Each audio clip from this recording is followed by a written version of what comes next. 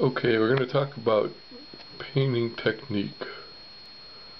The first problem is most people are too concerned about like a physical technique or a mechanical technique, like stippling, scumbling, spraying, shaking salt into the paint. All these kind of actually tricks or ways of using thin paint, thick paint, what kind of brush to use. You know, what I contend there's not enough being taught about the skill in interpreting your subject and being able to, if you want to call this a technique of interpreting what you see and putting it down on a canvas or paper. Like, it doesn't matter what way you do, it doesn't matter what brush you use. You could paint with a pork chop, you could paint with your fingers, with your foot, anything. If you know how to come up with an artistic painting that either looks semi-realistic, impressionistic, or creative, or like it's done by a person and it's just something nice to look at. It's not a photograph. If you want a photograph, you take a photograph. If you want a tricky picture made up of tricks and sponges and spongy techniques and all that, I mean, that's more like doing wallpapering, more like interior decorating than it is painting. So painting should be art, it should be fun, it should be tons of fun. And you should learn to see. It should be, the technique should be learning how to see the way our eyes see. Our eyes can't focus on an entire scene all at once.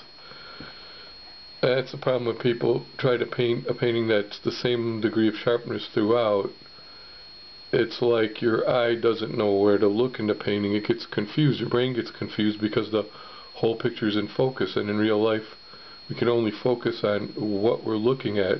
Everything around is actually not really in focus, and if you shift your eyes and look over to the side, you focus that in. It's like anywhere you look is in focus, but when you look at a painting, unfortunately, if the whole thing is in focus, it's very confusing. So the technique I like is trying to go with the focal point, what's important in the picture, what you would be looking at. The rest of it is not important, or not, or shouldn't be, I should say, in focus. It'll give it actually a more realistic appearance by being more out of focus in areas, or more, you would think, unrealistic. When everything's all totally in focus, it ends up looking like a cartoon. That's what you get, is a cartoon effect. I would do it all the time, wonder why do my paintings look so cartoony, like they look so fake. And it's because I was trying to do the same degree of sharpness throughout, rather than work on the focal point, and the rest can be lighter in value, could be fuzzier or more out of focus, not important, could be dashed in real easy, loose and free, could be fun to paint.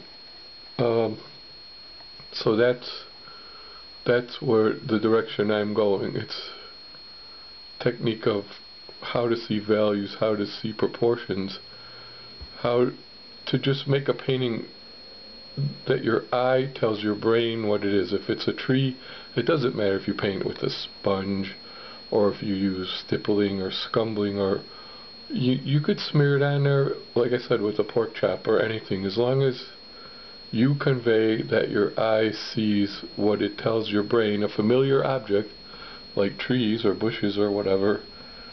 It's going to work. Your brain will know what it is. You don't have to follow outlines. You don't have to stay in lines or anything. All you need is the mass right, the values right, color temperatures right, proportions right, and then you suggest things, and your brain knows what it's looking at, knows what your eye's looking at. Okay, so that's my technique for now. Okay.